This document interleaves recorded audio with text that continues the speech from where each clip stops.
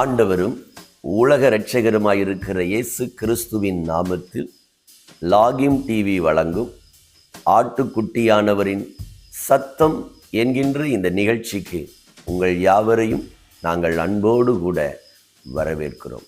பரிசுத்த வேதாகமத்தில் ஏசாயா எழுதின தீர்க்கதரிசன புத்தகம் 60ஆம் அதிகாரம் 20ஆம் வசனத்தை வாசிக்க கேட்போம். உன் துக்க நாட்கள் முடிந்து போகும். இந்த நாட்கள் இந்த வார்த்தையை கேட்டுக்கொண்டிருக்கிற என் அன்பு சகோதர சகோதரிகளே, தகப்பன் தாய்மார்களே, உங்க வாழ்க்கையில நீங்கள் அனுபவித்து கொண்டு வருகிற துக்க நாட்கள், வேதனையின் நாட்கள், வருத்தத்தின் நாட்கள், மன சஞ்சலத்தின் நாட்கள், இவைகளை எல்லாம் ஏசப்பா உங்களை பார்த்து சொல்றாங்க, முடிய பண்ணுவேன். உங்க குடும்பத்தை குறித்து உங்களுக்கு இருக்கிற துக்க நாட்கள், உங்க தொழிலை குறித்து உங்களுக்கு இருக்கிற துக்க நாட்கள் எல்லாவற்றையும் ஆண்டவர் முடிய பண்ணுகிறார். எல்லாம் இன்னைக்கு முடியும். என் துக்கம் எப்ப முடியும்? இத்தனை நாட்கள் நான் துக்கப்பட்டு கொண்டிருக்கிறேனே, இந்த துக்க நாட்கள் என் வாழ்க்கையில முடியாதா? இந்த வேதனையான நாட்கள் என் வாழ்க்கையில மாறாதா? இந்த போராட்டமான நாட்கள் என் வாழ்க்கையில மாறாதா? இந்த பலவீனத்தின் நாட்கள் என் வாழ்க்கையில மாறாதா என்று இந்த வார்த்தையை நீங்க கேட்பீங்கன்னா உங்களை பார்த்துதான் இயேசு சொல்றாரு, உன் துக்க நாட்கள் முடிந்து போகும். பரிசுத்த வேதாகமத்துல பெதஸ்தா என்கிற ஒரு குளம் இருந்தது.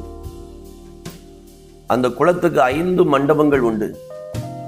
அதில் பலவிதமான வியாதி உள்ள மனிதர்கள் அந்த மண்டபத்தை சுற்றிலும், அந்த குளத்தை சுற்றிலும் அமர்ந்திருந்தாங்க.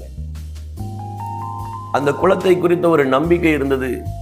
எப்பமாகிலும் ஒரு நேரம் ஒரு தேவதூதன் வந்து அந்த குளத்தை கலக்குவான். யார் அதுல முந்தி இறங்கினார்களோ அவங்க எப்பேற்பட்ட வியாதி உள்ளவங்களானாலும் சுகமாயிருவாங்க அப்படிங்கிற நம்பிக்கை அங்கே காணப்பட்டது. 38 வருடங்களாய் ஒரு மனிதன் அந்த குளத்தின் அருகிலே அவன் இருந்தான். அவனுடைய நாட்கள் துக்க நாட்கள். அவனுக்கு யாரும் உதவி செய்யல. அவனுக்கு குடும்பம் இருந்ததா இல்லையா தெரியல.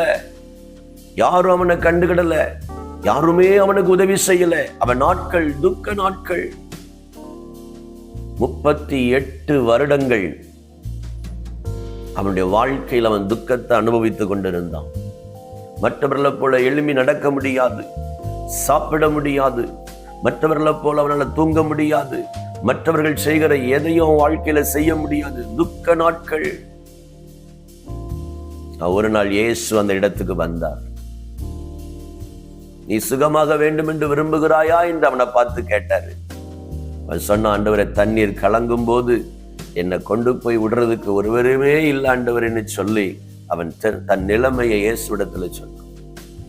ஆண்டவர் சொன்னாரு, எழுந்து உன் படுக்கை எடுத்துக்கொண்டு நட. அவ்வளவுதான், அவ்வளவுதான். அவன் துக்க நாட்கள் முடிந்து போனது.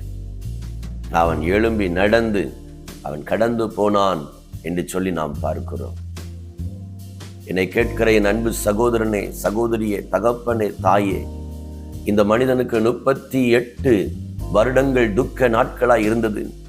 இன்றைக்கு 10 வருடங்கள் குழந்தை இல்லை, துக்கம். சரியா ஒரு வேலை இல்லை, துக்கம். திருமண காரியங்கள் தடைபட்டு போய் கொண்டிருக்கிறது. 5 ஆண்டுகள் திருமணத்துக்காக காத்திருக்கிறேன், 7 ஆண்டுகள் திருமணத்துக்காக காத்திருக்கிறேன், 10 ஆண்டுகள் திருமணத்துக்காக காத்திருக்கிறேன். துக்க நாட்களை அனுபவித்துக் கொண்டிருக்கிறேன். என் கூட இருக்கிற, என் கூட படித்த, என் கூட பழகினவர்களுக்கெல்லாம் திருமணமாகி இன்றைக்கு குழந்தை இருக்கிறது. எனக்கு இதுவரைக்கும் திருமண காரியங்கள் வாய்க்கல, துக்கம். எனக்கு இருக்கிற வியாதி 10 ஆண்டுகளா இருக்கிறது. இந்த குறிப்பிட்ட வியாதிக்காக மருத்துவமனைகளில் மாதம் மாதம் நான் மாத்திரையை வாங்கி சாப்பிட்டு கொண்டிருக்கிறேன். எப்பொழுது இந்த வியாதியினுடைய துக்க நாட்கள் முடியும்?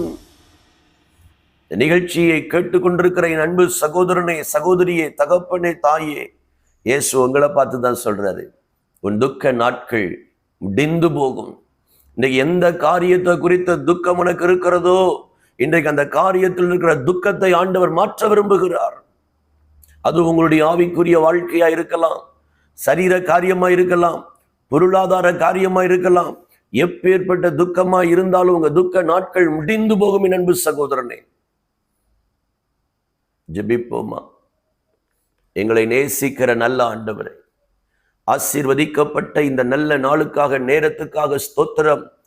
38 வருடங்கள் துக்கத்தை அனுபவித்துக் கொண்டிருந்த, வேதனையை அனுபவித்துக் கொண்டிருந்த, பாடுகளை அனுபவித்துக் கொண்டிருந்த, உபத்திரவத்தை அனுபவித்துக் கொண்டிருந்த, தனிமையை அனுபவித்துக் கொண்டிருந்த, உதவியற்ற நிலைமையை அனுபவித்துக் கொண்டிருந்த அந்த துக்க நாட்களை முடிய பண்ணினவரே, இந்த நிகழ்ச்சியை பார்க்கிற யாராயிருந்தாலும் அவருடைய வாழ்க்கையில எத்தனை நாட்கள், எத்தனை வருடங்கள் பாடுகளோடு, வேதனைகளோடு, உபத்திரவங்களோடு, கண்ணீரோடு, துக்கத்தோடு இருக்கிறார்களோ, அவருடைய துக்க நாட்களை முடிய பண்ணுவீராக.